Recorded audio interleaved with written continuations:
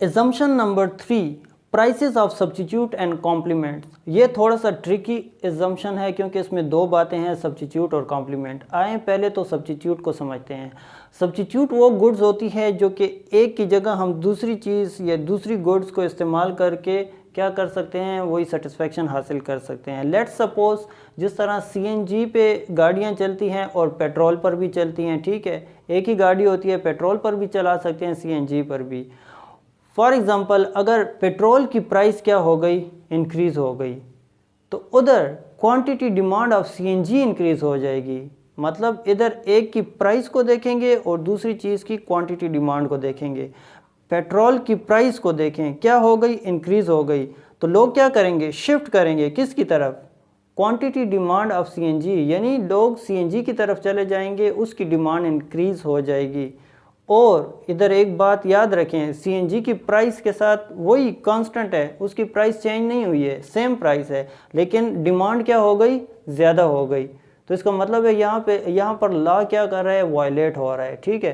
Price CNG की क्या है, सेम कांस्टेंट है, और क्वांटिटी डिमांड क्या है, हाई हो रही है, ठीक है। तो क्वांटिटी डिमांड ज़्यादा हो रही है, प्राइस कांस्टेंट है, तो लॉ क्या हो रहा है, वायलेट हो रहा है, ठीक है। इसका आपने काजुअल इफ़ेक्ट देखना है, यानी टू वे इफ़ेक्ट होता है, सब्स्टिट्यूट में भी कॉम्प्लीमेंट में भी। अभी आ जाते हैं कॉम्प्लीमेंट की तरफ। तो कॉम्प्लीमेंट्स गुड्स जो हमारे पास है, for example let suppose mobile phone है और उसकी जो सिम उसमें डलती है, ठीक है। मोबाइल फ़ोन की प्राइस क्या हो गई, कम हो गई। लेट सपोज मोबाइल की प्राइस क्या हो गई, कम हो गई, तो लोग क्या करेंगे, ज़्यादा ख़रीदेंगे, ठीक है, बिल्कुल।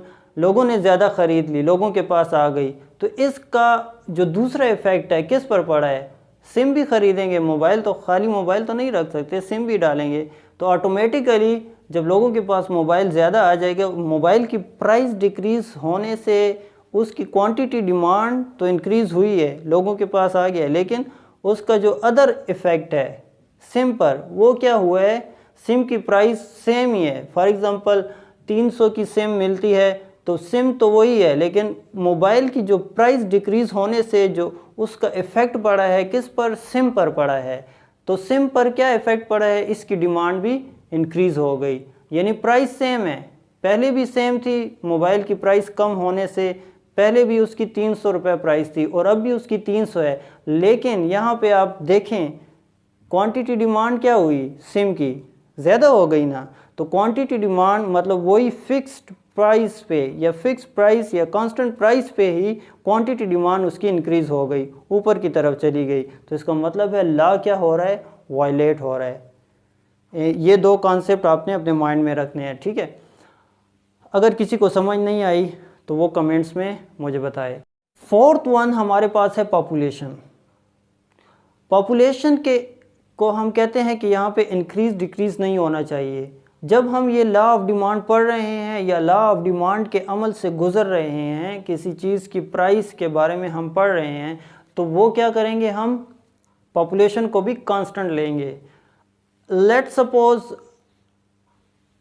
पॉपुलेशन थी किसी स्कूल में 1000, ठीक है, और उसकी पॉपुलैरिटी ज़रा ज़्यादा हो गई, तो वहाँ पे पॉपुलेशन बढ़ गई, कितनी आ गई, कितने बच्चों ने एडमिशन ले लिया, चलो 1000 और बच्चे आ गए, तो 2000 हो गए। तो वहाँ पे जो पेन और कॉपियों की जो डिमांड होगी वो क्या हो जाएगी, ज़्यादा हो जाएगी ना, मतलब ज़्यादा बच्चे ख़रीदेंगे, ठीक है।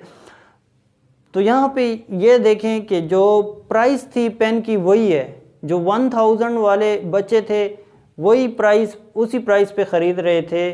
फॉर एग्ज़ाम्पल इसकी प्राइस अगर 20 है तो 20 पे वो बच्चे ख़रीद रहे थे 1000 बच्चे, ठीक है। अब क्या हुआ, पॉपुलेशन ज़्यादा हो गई, तो क्वांटिटी डिमांड इसकी क्या हो जाएगी, अगर पहले 1000 बच्चे ख़रीद रहे थे तो अब 2000 ख़रीदेंगे, और प्राइस क्या है, वही 20। तो इसका मतलब है प्राइस फिक्स है और डिमांड उसकी ज़्यादा हो रही है।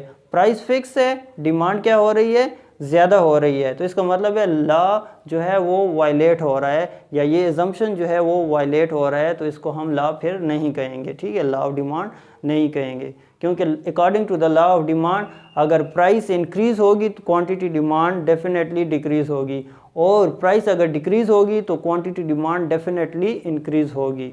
ठीक है, और यहाँ पे क्या हो रहा है, प्राइस फिक्स ही है लेकिन डिमांड आपकी क्या हो रही है, ज़्यादा हो रही है। ठीक है, नेक्स्ट जो हमारे पास एजम्पशन है वो है फ्यूचर एक्सपेक्टेशन। जी, फ्यूचर एक्सपेक्टेशन भी बहुत ज़्यादा किसी चीज़ की डिमांड पर असर डालती है। फॉर एग्ज़ाम्पल हम कहते हैं कि आने वाले वक्त में शुगर की जो प्राइस है वो और ज़्यादा हाई हो जाएगी, या किसी इलाके में कहत है या कोई भी वजह है जिसमें की वजह से प्रोडक्शन या कोई फॉर एग्ज़ाम्पल फ्लड आ गया जिसकी वजह से शुगर केन की जो पैदावार है वो कम हुई है, तो इसका मतलब है कि आने वाले दिनों में क्या होगा, इसकी काट होगी शुगर की। तो इससे लोग क्या करते हैं, फ्यूचर को एक्सपेक्ट करते हुए वो चीज़ ज़्यादा ख़रीदना शुरू कर देते हैं। इवन उसकी प्राइस मार्केट में क्या हो रही है, हाई हो रही है। ठीक है, जो शॉपकीपर हैं उनकी प्राइसेस और ज़्यादा हाई कर रहे हैं, और उधर डिमांड भी लोग क्या कर रहे हैं, ज़्यादा कर रहे हैं, अपने पास ये चीज़ स्टोर कर रहे हैं, यानी शुगर को स्टोर कर रहे हैं। तो इसका मतलब है यहाँ पर भी लॉ क्या हो रहा है, वायलेट कर रहा है, यानी ये अजम्पशन हमारा वायलेट हो रहा है। प्राइसेस भी इंक्रीज़ हो रही हैं और क्वांटिटी डिमांड भी इंक्रीज़ हो रही है। ठीक है।